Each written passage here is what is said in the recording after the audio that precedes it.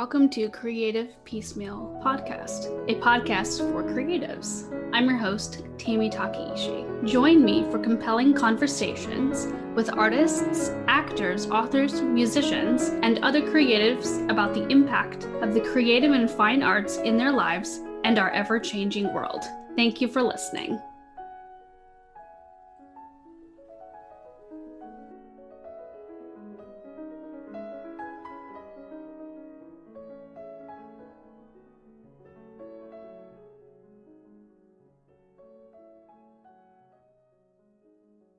Hello, and welcome to the Creative Piecemeal Podcast. Today I'm joined by one of my favorite people and former professors, Dr. Tracy Floreani.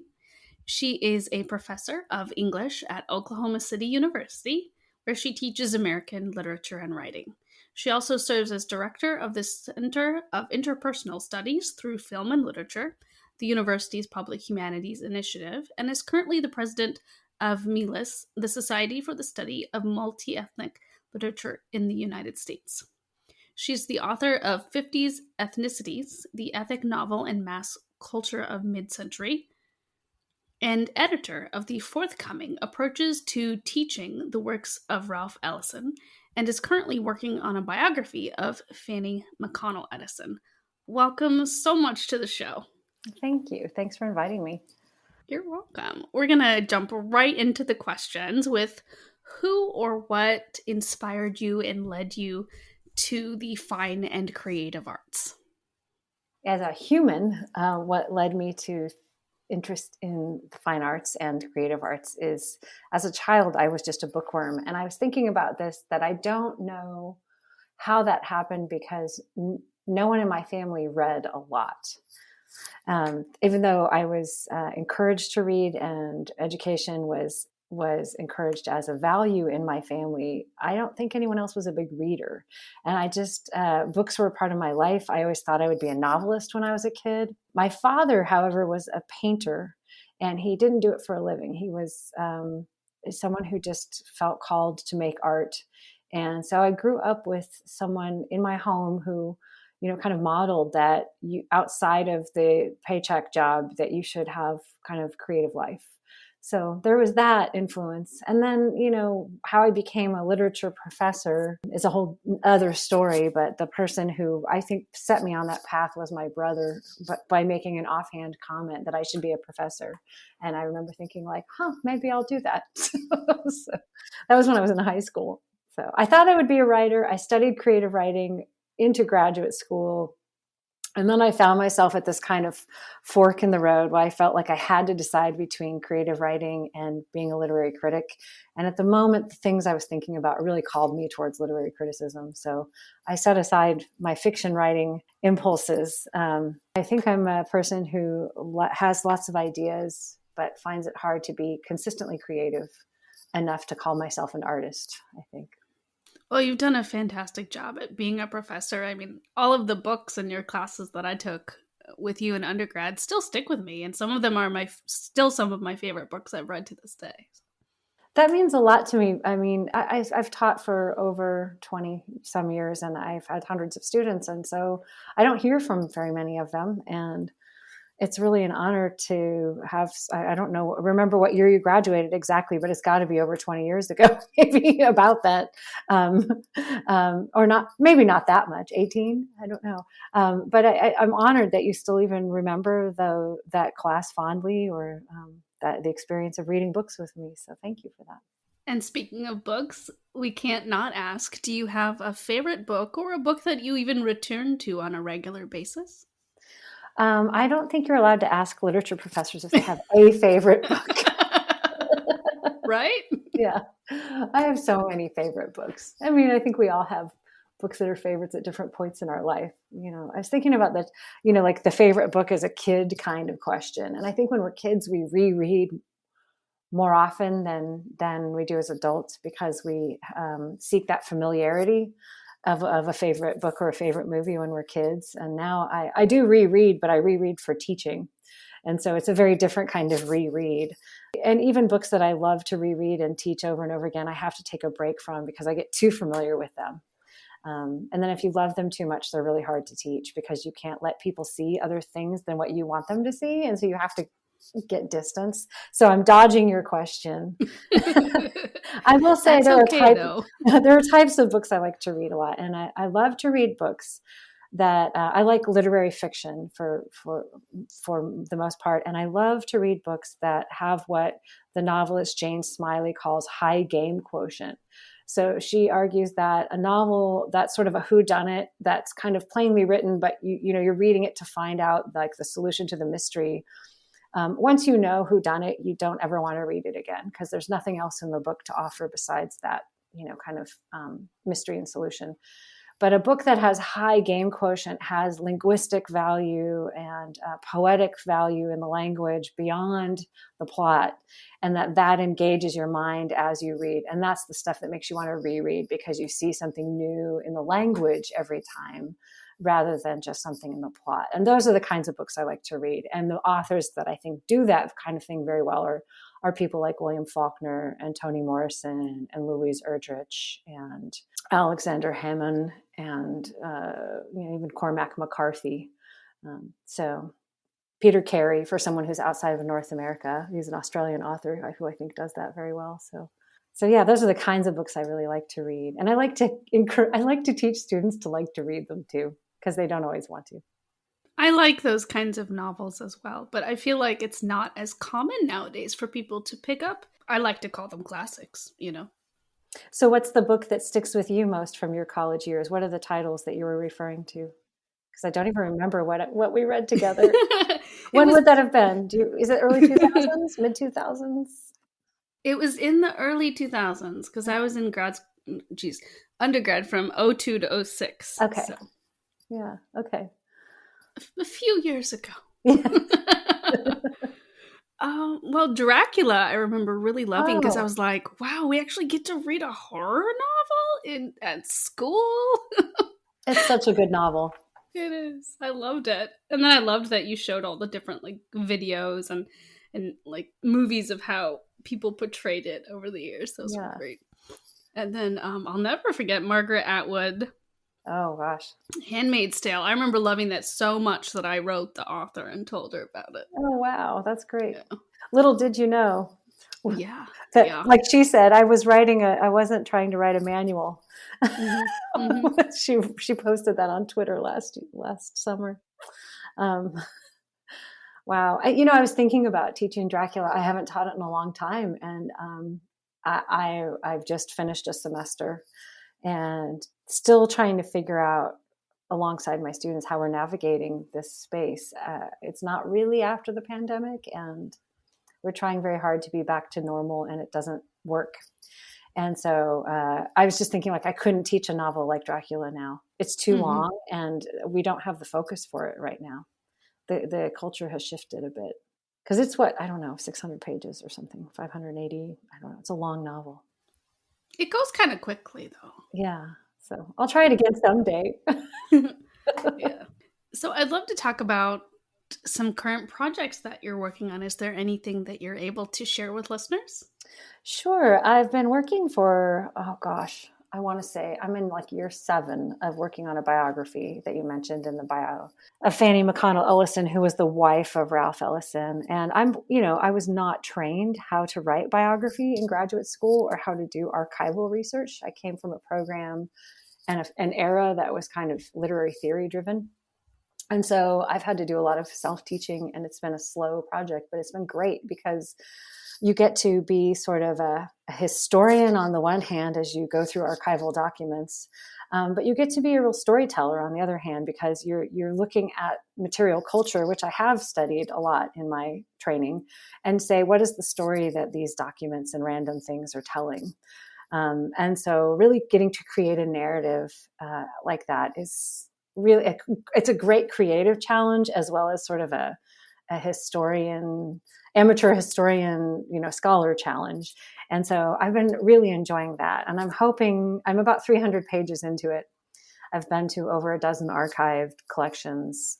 So it's been a really long project. It's someone else's life. You have to get it right, so it's slow work. But I'm hoping to wrap up the rough draft of the full manuscript in the next few months. maybe this summer, and then take it to the next stage. So that's one thing I'm deeply working on now, and really wanting to see go to its next phase. And I'm starting a brand new, and I'm finishing up this edited collection on teaching, which is, I love talking about teaching. It's fun. And there's a lot of space for creativity in teaching. And so it's been nice to work with other authors who get to think about and write about how they teach, which is really fun because there's so many different approaches. And then I've got a brand new project I'm just starting with a friend, co-authoring. We're trying to co-author a book, and that'll be a first for me. And it'll also be a first for me in that it's going to be a work of creative nonfiction. So not a genre I usually work in. And so I'm very excited, though, because there's just all this creative possibility. I want to do something after wrapping up these heavy projects that are very scholarly. I want to do something that's really exploratory and lots of space to genre bend, and the collaboration should be really fun too. So I can talk more about it if you want. It's in this very early stages, though, so it's really hard to say exactly what it will be like. But Of course. It's all very nebulous, and you've got lots of ideas flowing, right? Yes, I've got a new notebook I just started that I turn to and scribble in whenever I'm fed up with whatever else I'm working on and just want to play with ideas. I love ideas. I'm the kind of writer who would rather just I am more of an idea person, and I find writing actually very difficult. So I sympathize with my students because I find writing difficult of all kinds, creative, critical, analytical. But I wish my ideas could just kind of go out into the world and take form automatically, or that I could just be a think tank unto myself and have a team of people write it for me as I spew out the ideas. But it doesn't work that way. I mean, it does if you're James Patterson, I guess. He's got a whole team. That's why he writes 2 books a year or something. I definitely think that the idea stage is a really fun part of the creative process. Whether it's writing or any other kind of creative pursuit, the idea stage is just really exciting. It is. I find, and I'm curious if you find this too as a creative person who has an analytical mind, I find it hard to just be spontaneously creative, to just sit down and make.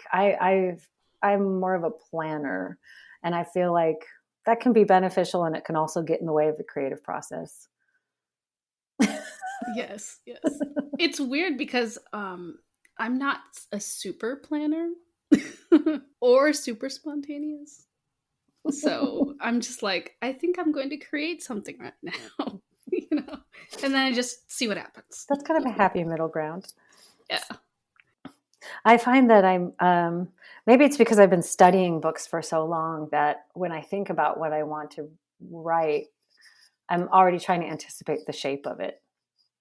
For me, having a skeleton or some kind of framework in place really helps me imagine it into being. I can't just sit down at the computer and start writing like some people can.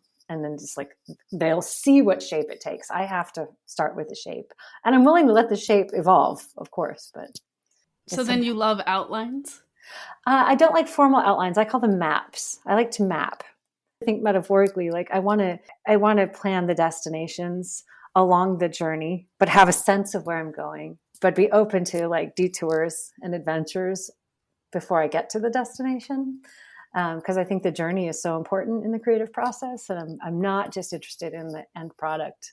I've got it. It has to be a rewarding process, and so I like to write a map, and I use language, but it's not outlined, and it's more of and it's not word cloudy either. It's just sort of I tend to have words and lots of arrows and lines is kind of how I operate. Nice. As long as you've found what works for you, so that's the important part. Yeah, and it has to be on paper and pencil or pen. I've been real interested in those cognitive studies about how writing things with your hand on paper actually help you learn differently than when you're, say, typing things up as you're listening or thinking. So. Yeah. Believe it or not, that's how I am with my grocery list. I have to write my grocery list on paper. I can't type it in a note on my phone. I just can't. Even a grocery list could become a poem. You never know. Yes. A found poem. So speaking again about writing and the creative process, what is one of your favorite parts and least favorite parts about the creative process? Well, I probably hinted at my least favorite part is how slow it is for me. I am in awe of people who can crank out good writing and quickly. And I think that's the other part that's frustrating for me is there are so many writers whose work just bowls me over, their power with words. And I love words, and still I can't make them obey the way I want them to. And I can't write like I would like to write, just in terms of the level of gorgeous prose. That's my least favorite part. My most favorite part is when I've written something and I put it away and I come back to it and I think, wow, I wrote that. I don't remember where that came from. I'm so impressed with that. Like when it actually turns out well and I'm surprised about it. That's just such a delight. Because there is that kind of, people have been trying for forever to figure out what is this mystical thing that happens, that something comes out of you that's creative and you almost don't have control over it. So that's my favorite part of the creative process. And of course, as I've indicated, the idea phase. I get really excited talking about new projects and ideas for projects. And, I think about artists in their studio. I remember as an undergrad, I had a lot of friends who were art majors. And I would just marvel at how they would just be in their studios painting and sculpting and things all night long. And I remember thinking, I wish I had the kind of creative energy to come up with ideas of things to make all the time. I just don't have that when it comes to visual art, even though I spent my childhood drawing like crazy and thinking I was going to do more visual art. But I realize I have to give myself credit for the fact that I am in that mode when it comes to ideas for literary criticism. I can't read a book for fun and not think about what would I say about this if I need this, I need to turn this into an article about this, or I need to teach this and do this with it and pair it with this, film, or, I'm always thinking about things I can write and make, even though I don't follow through on all of those ideas. So that's really the fun part for me. I recently took a venture to discount bookstore and I came across the book Metropolis by Thea von Harbo. I've never read it before. Have you ever read it? Oh, is that the one the film is based on, the famous silent film? No, I've never read the novel. I've always been curious about it because it does seem to have a big working class element to it, which I like. But no, I've never read the novel. Yeah, I've never read it. I'm excited to dig in because like you said, the language is just gorgeous. So it's another one of those. And that's the tricky part too of reading books in translation, is finding a good translation. I don't think translators get enough credit. I don't know if you've interviewed any translators.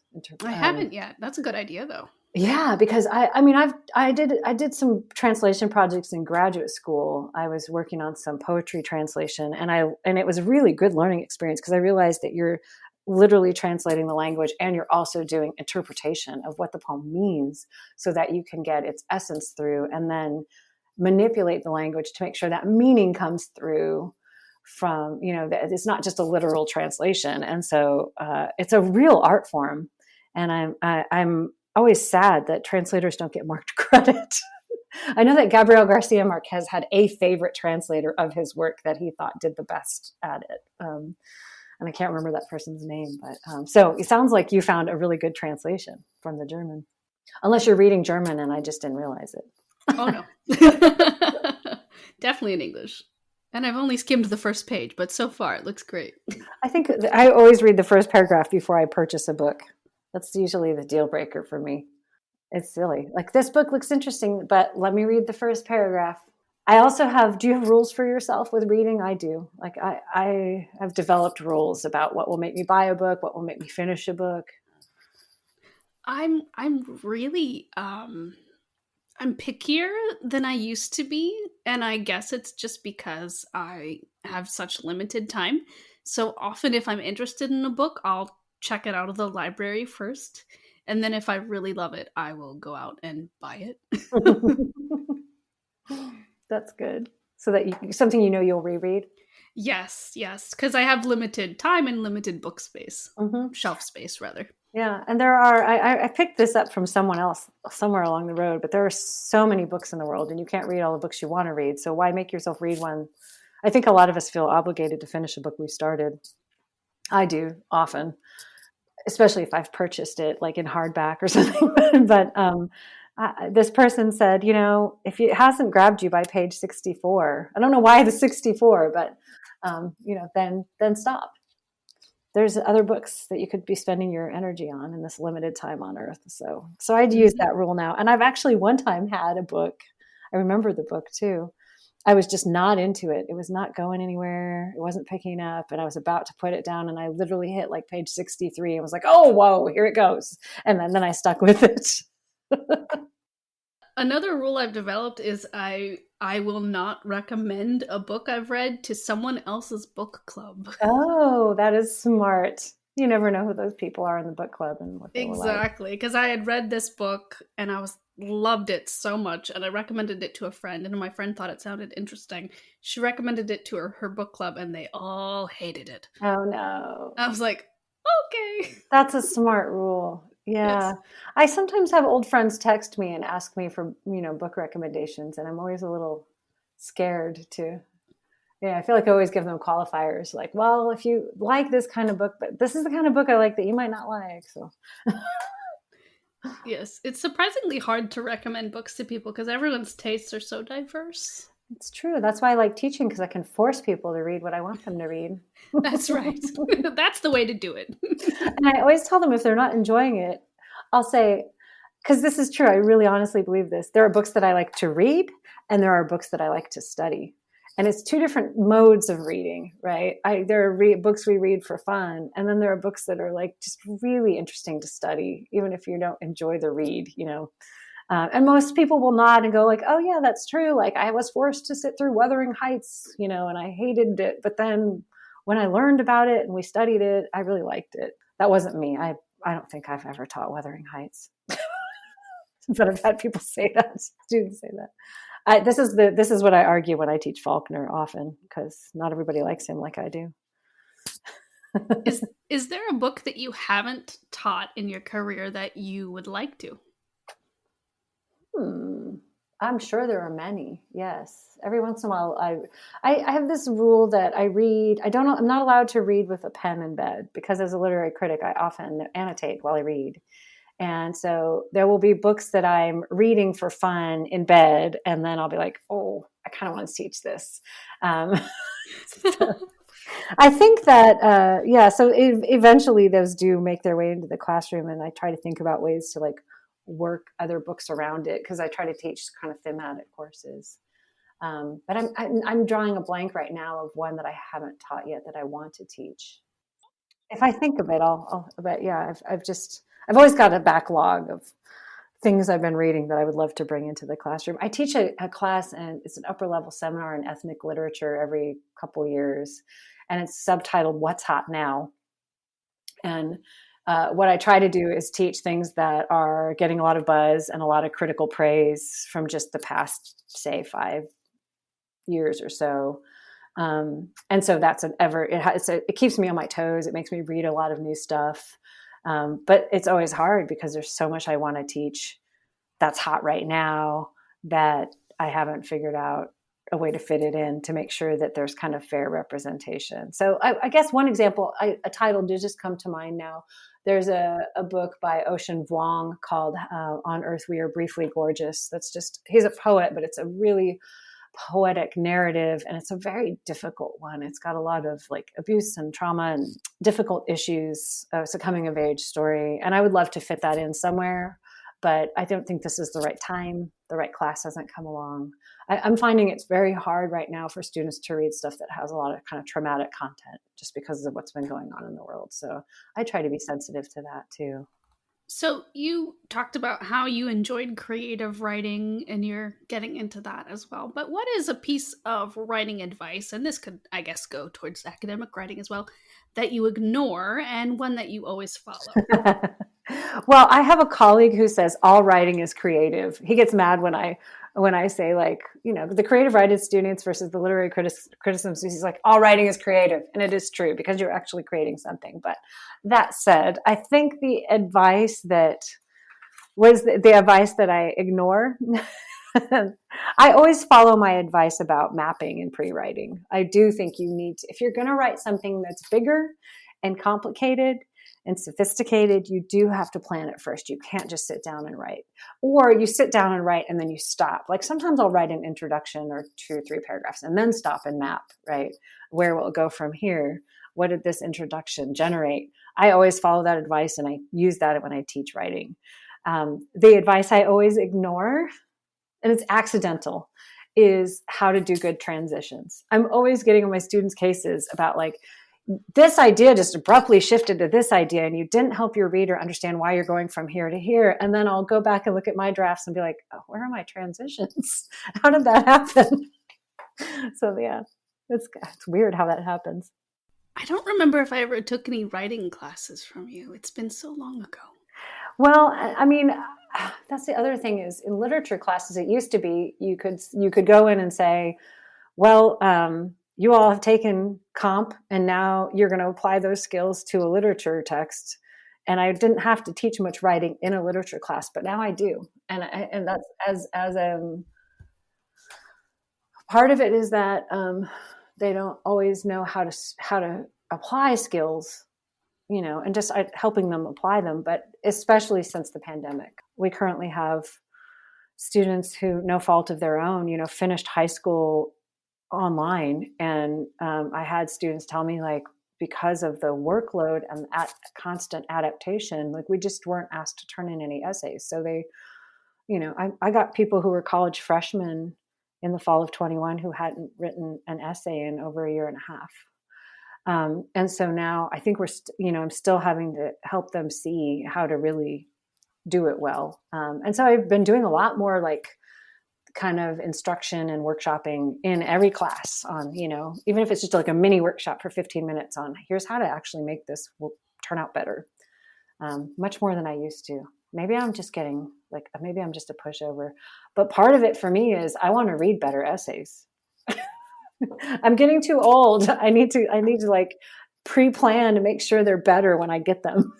Well, you know, the good thing about teaching those skills is it translates to so many other portions of a person's life once they graduate. You know, they can take those skills and use it to brush up their resumes. They can use it for presentations in their work. You know, it goes so much further than just writing a literary paper. I hope so. We did have a student, I teach a class now and then called Critical Reading and Writing. That's sort of the gateway for our English majors and minors of how to write like an English major is kind of what it should be called, and how to study like an English major.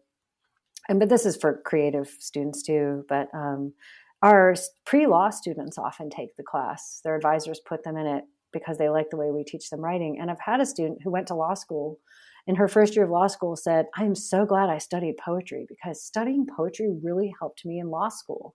And I was really surprised to hear her say that. But she said, you know, just the attention to detail, the way you're trying to persuade through nuances of language, like that really helped her a lot in law school. So I thought that was fascinating. So I think you're right. I could definitely see that. I mean, even proper punctuation can make or break something for somebody. Yeah, no one listens to me when it comes to punctuation. You'd be sad to know. You might not. Did you know? Here's what I see, because I see trends. I've been teaching so long. No one uses apostrophes anymore, and when they do use them, they don't use them correctly. So that's so interesting. And I'm really open to the idea that language is an evolving organism. You know that, but I think the apostrophe is going to die. I believe it. That's so sad. Yeah, there's a really I love language. So I did a lot of linguistics in the past too. And because language is this great creative medium. And there's a great podcast by the linguist John McWhorter. Now I'm blanking on the name of his podcast. It'll come to me in a minute. But he's got an episode against Strunk and White about, why any rules about sentence structure or not ending with a preposition, that those are just arbitrary preferences that someone decided to make into a rule. And that language is really this evolutionary organism that we shouldn't. And I found that very liberating to listen to him tear down the usage manuals. What's it called? It's what a rebel. It has the word lexicon. It's a play on the word lexicon. I'm totally lexicon Valley, something like that. Nice. I'll have to look that up. Yeah, John McWhorter. He's funny. It's interesting you mentioned about sentences and language evolving, because I remember a very early thing that teachers used to tell us growing up is don't start your sentences with but and. And I'm like, but those are some of the most interesting sentences. Yes. And how could you not? Yes. You have creative, there's creative reasons to use sentence fragments. There's all kinds of justifications to break the rules. But you're right, though, you have to know the rules before you can break them. I mean, I think that is one of the adages of the arts.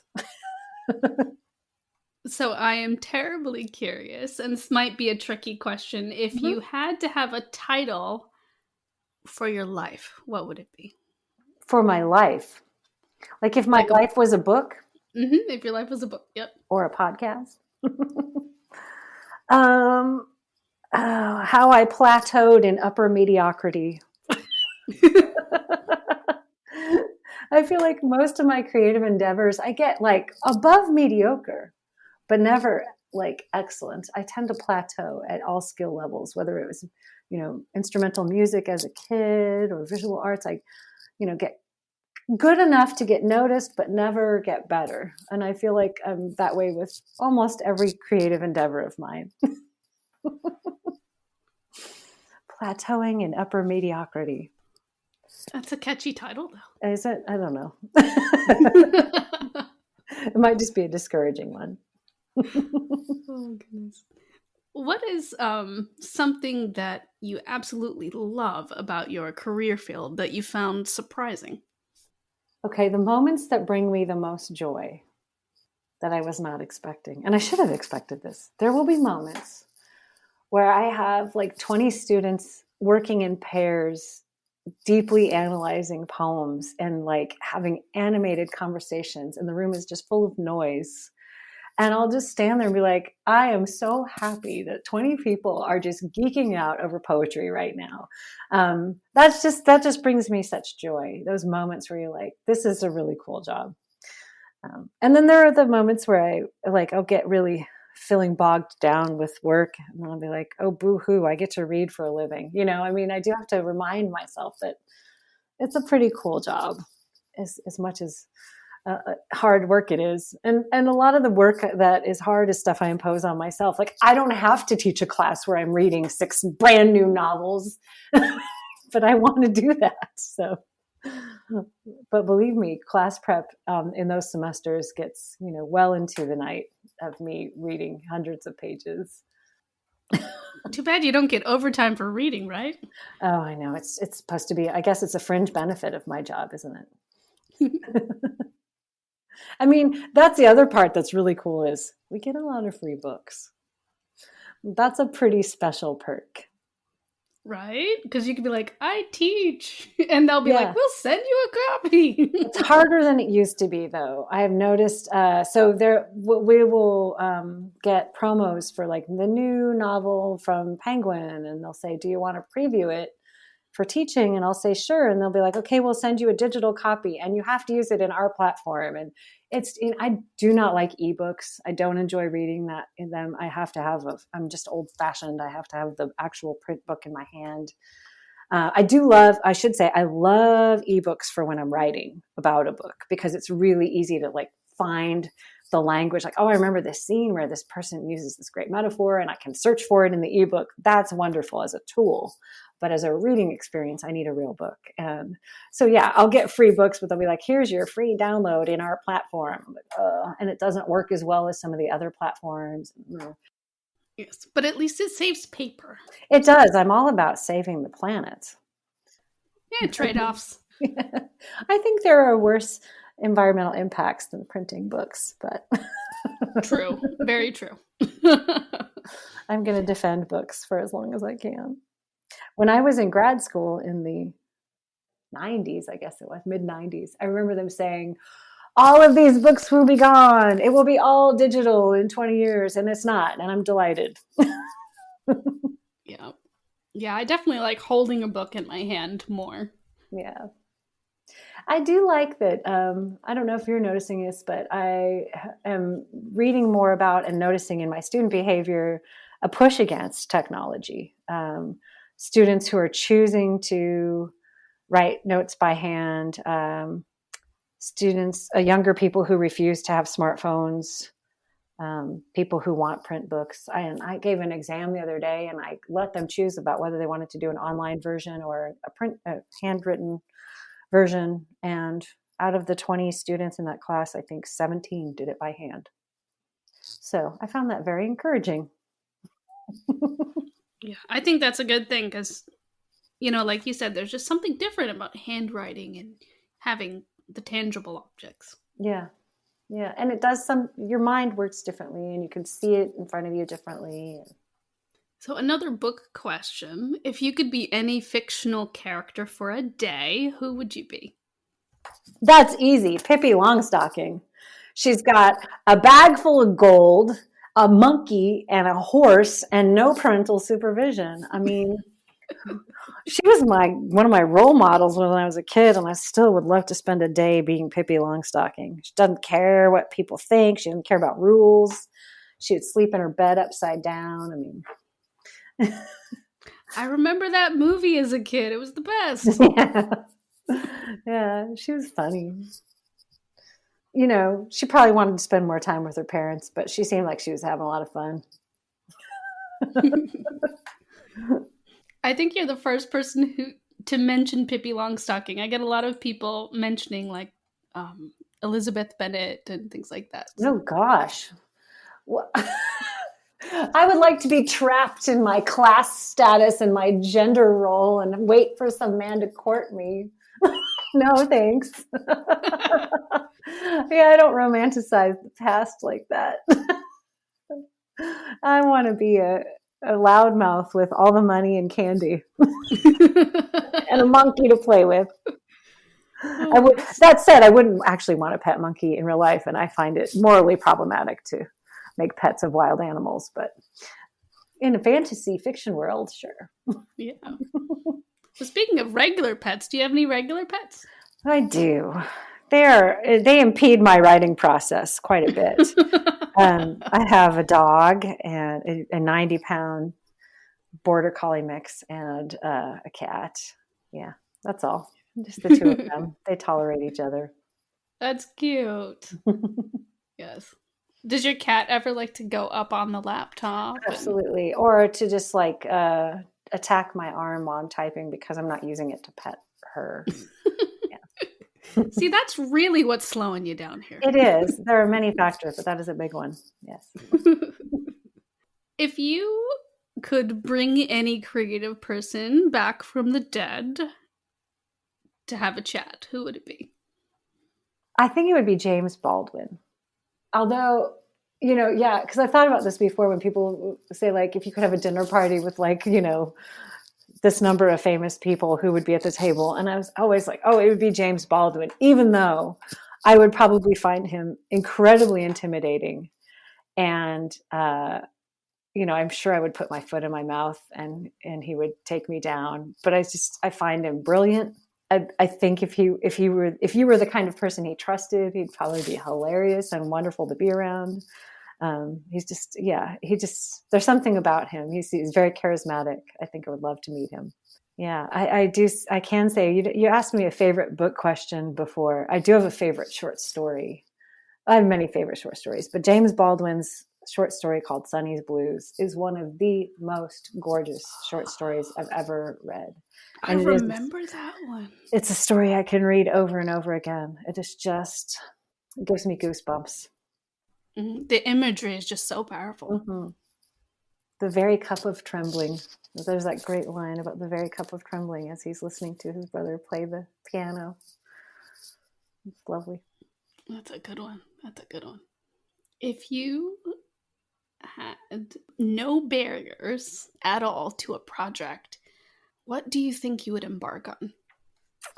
Okay, this is going to sound like it's really from left field, but I actually had a moment about a month ago. I was in Durham, North Carolina for a meeting, and I had extra time, and I went to the Nasher Museum of Art on Duke University's campus.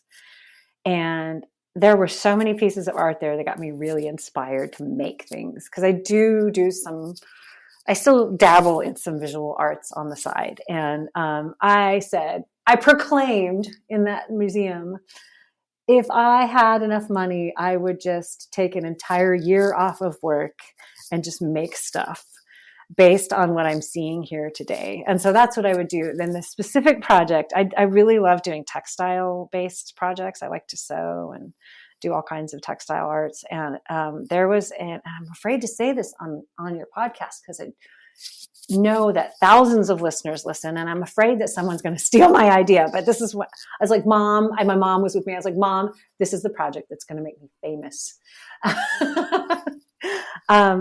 So there was an exhibit of the early works of Roy Lichtenstein, who does the like comic book arts, the paintings that are based on comics. Before he did that style, he did all kinds of cool stuff, and his style really evolved. But he had this whole series that were based on work. He was working in some kind of industrial mechanical setting, and he was doing these really interesting paintings of the details of machines. This would have been in the late 50s, early 60s. And so gears and paintings of the inner workings of film projectors, but they were all in these really interesting color schemes that were not naturalistic. And they were all kind of semi-abstract. And I thought these would make gorgeous textile works, like tapestries. And so I took a bunch of reference photos, and I'm going to start making fabric textile versions of his paintings. That's the project I want to do. Like if I could just take a year off and make stuff, that would be it. So that sounds so strange because I've been talking about writing and reading this whole time, but I have this creative bug that an itch I don't get to scratch enough. And I would love to take time off to just do that. That's really neat. Well, I hope you're able to find that time, even if it's just in small moments here and there. Yeah, once I get this biography manuscript done, I think I will have more creative space, both time and mental. So be looking for my Lichtenstein textiles when I'm famous in an exhibit someday. There you go. Hey, you never know. Nobody cares about textile art. How has your creative life, or rather, how has your life in the creative arts been different than you imagined? Well, I thought I'd be more creative. I thought I would be making, I literally thought I might be a novelist someday up until I was in my 20s. So that still always surprises me, I suppose. I do feel like I kind of, the adage, like those who can do and those who can't teach, or something like that. I find it both semi-true and also offensive. But I do feel like I've done a very good job of helping other people find their creative selves when I teach. And I think that's important work. And I think the more I teach, the more I understand. I'm going back to more creative writing because I feel like I've used creative writing to help students be better critics of how writing works and how good writing works. And the more I teach it, the more I realize, I think I need to come full circle back to creative writing. So in that way, it's been surprising to me that I haven't done more creative writing, and it's been surprising to me that I'm returning to it late in life. But I also I guess I'm not that surprised because I have several friends in my generation who are doing the same thing and shifting the kind of creative work they're doing. And I find that very interesting, that people are doing different genres than they used to do or what they were known for, that they're one of my dear friends from graduate school never wrote poetry back then, and now is publishing poetry left and right, beautiful stuff, and winning awards for it. And I'm just so excited for her. And another good friend of mine who's been just taking off with writing creative nonfiction. That's just this gorgeous stuff about the prairies. And I love nature writing, but I never think about it the way she did. And I love having conversations with people, these kinds of people, because they just make you see the world in a new way. I think that's always really exciting. And that's, I think, another thing I find surprising is you think you know what you like creatively as a consumer of creative stuff, but there's always stuff surprising you, which is really cool. I think it's great that you are returning to that creative writing fiction interest that you have, because in doing your teaching and in doing all of your academic stuff, you could say that you've just been preparing and readying for that moment your whole life. Well, let's hope it goes someplace fantastic. But it, like I said, the journey is part of the fun too. So if it doesn't go anywhere, that's fine. Yeah. If I do it for me. I think the other thing that's been really surprising to me is that I've done some songwriting, which I never imagined I would have done. That's awesome. Yeah. So that's been fun. I haven't done as much lately as I did, I don't know, 10, 15 years ago, but I go on jags of songwriting, and that always surprises me since I am completely self-taught when it comes to that kind of thing. Because if I remember right, you play guitar, right? I do, yeah. I'm surprised you remembered that. Yes, I do play guitar. I don't play it terribly well. And I also sing folk music. And so it's all self-taught by ear. And I've done some writing. And so that's been nice too, that, that you can tell some interesting stories in song that you can't tell in other ways. And that's wonderful that you've been able to have that creative outlet, because obviously quite different than your regular job. Yeah, it's been when I was still in Lawrence, I was living in Lawrence until 2010, and I'm still involved with the same group of women. We still have a band, but when I was still living there, we would play together every Friday night, and it was just our release from the week. And it was such a wonderful space to be in, and I really miss that weekly playing. I don't really have anyone here that I play music with, so I miss that. We're going to wrap up with one final question, which is, what does living a creative life mean to you? Oh, I think that's a great question. I think it can be in the simplest. To me, it's about the way you see the world and choosing to see the world in interesting and new ways, and to challenge yourself to do that constantly. And that can be as much as just noticing the details of the way the light falls across your kitchen table. You just being really awake to that, to the aesthetic experience of everyday life. Because I think that's where a lot of inspiration begins, to actually making and doing things. So I think even if one doesn't consider themselves creative, as in making things, I think there are creative ways of seeing the world, and then taking that way of seeing into everything you do, whether it's your work or your interactions with the physical space you're in. Excellent. Well, Tracy, thank you so much for being on the show. Thank you. I would love to talk to you for hours, because you've inspired me to think about things I haven't thought about in a long time. So congrats on the podcast, and thanks for inviting me.